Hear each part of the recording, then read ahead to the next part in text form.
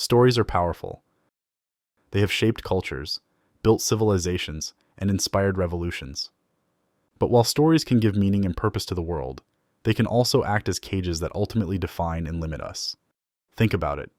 Every one of us has a story we tell ourselves about who we are, like I'm a failure, or I'm unlovable, or I'm the one who has to fix everything.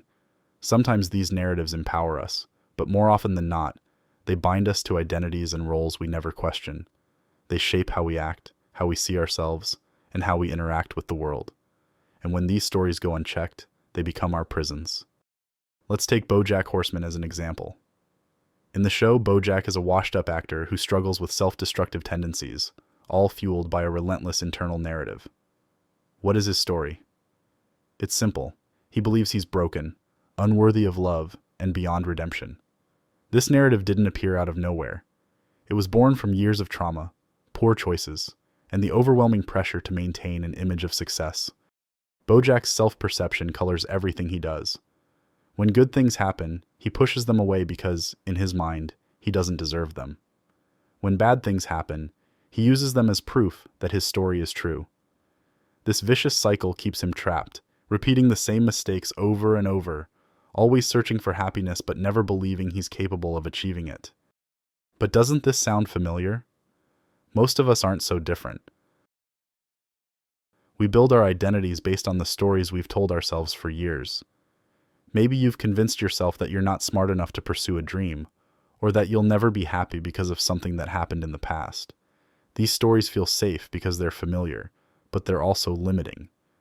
They stop us from seeing new possibilities and embracing change. But why do we hold on to the narratives we create about ourselves? It's part of being human. Our brains are hardwired to seek order and meaning, especially in the face of chaos or pain.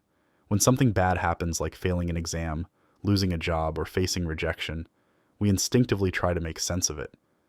But instead of seeing these events as isolated, we often create stories to explain them.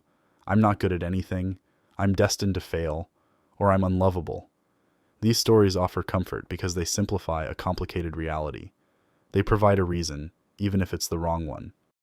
Over time, these explanations don't just stay as fleeting thoughts, they become deeply ingrained beliefs. We start to live by them, shaping our choices, our relationships, and even how we see ourselves. What starts as an attempt to make sense of a moment becomes a framework that controls our entire lives. Our upbringing plays an even bigger role in shaping these narratives. Think about the labels we're given as children: the smart one, the troublemaker, or the quiet one.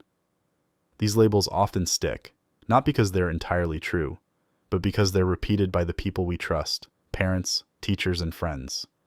They mold our identity, whether we agree with them or not. But here's the problem. Most of these labels are incomplete snapshots of who we were in specific moments. They don't account for our ability to grow, change, or be more than one thing.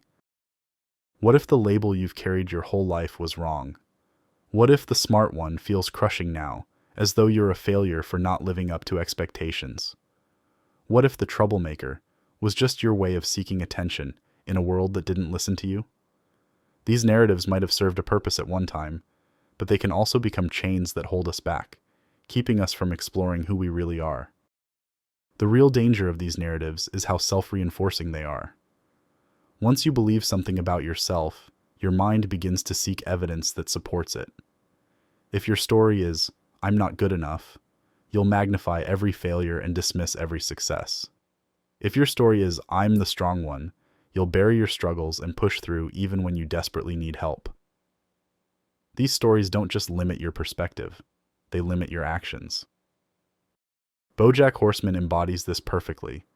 His story is simple: I'm broken and beyond saving. Every time he makes a mistake, every time he hurts someone, it becomes more proof that his narrative is true. He spirals deeper into guilt and self-loathing, believing that this cycle is all he's capable of. But here's the thing. BoJack isn't just his mistakes. He's also the moments when he tries to be better, when he acknowledges his flaws, and when he shows genuine care for others.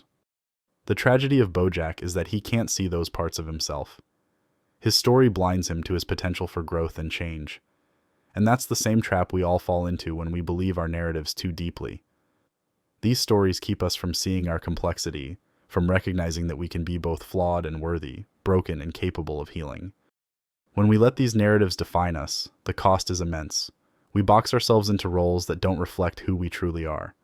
We avoid risks, fearing they'll confirm the worst about us. And worst of all, we stop imagining a life outside the limits of our stories. But here's the truth.